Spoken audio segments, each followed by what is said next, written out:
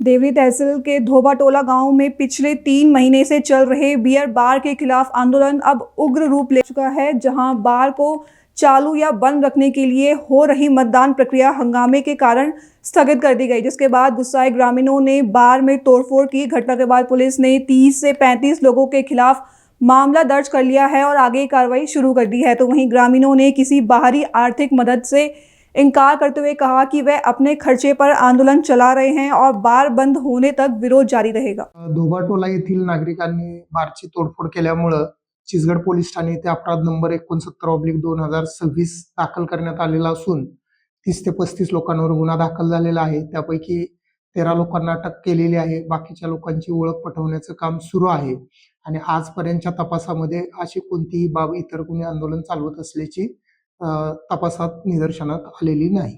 आणि सर अद्यापपर्यंत करण्यात आलेल्या तपासामध्ये अशी कोणतीही बाब निदर्शनास आलेली नाही। अधिक तपास चालू आहे।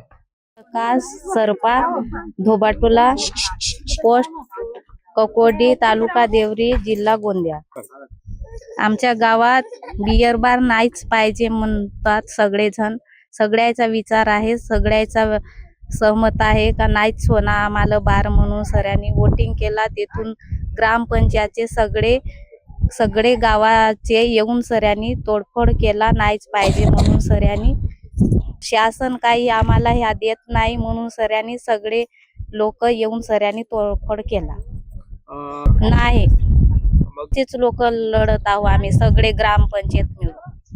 बाकी कोणाचं सहकार्य नाही आता आम्हाला शासन तर कोणताच निर्णय देत नाही आहे।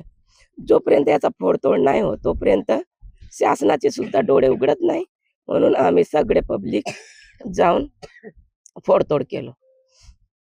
त्यानंतर त्यांना आम्हावर केस सुद्धा केला आहे।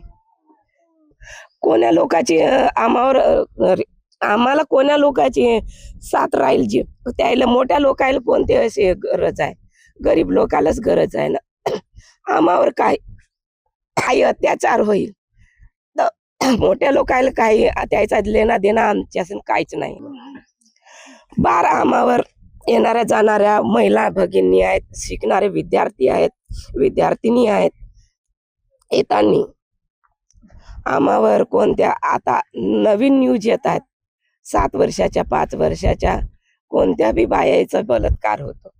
याच्यामुळे आम्हाला हा रस्त्यावर बार आणि झुडपी जंगल आहे, त्यामुळं आम्हाला ह्या धोबाटोला रस्त्यावर बार नको आहे।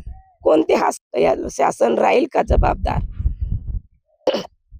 आम्हाला आमचे पण स्वप्न आहेत। आमच्या युवा पिढीला कलेक्टर, IPS ऑफिस, तहसीलदार, वकील असे मोठे मोठे पद अधिकारी बनवायचे आमचे पण स्वप्न आहेत। पण ह्या अशा बारमुळे बनू शकतील का? हा आमचा प्रश्न आहे। आम्हाला हा बार आमच्या रस्त्यावर नको आहे।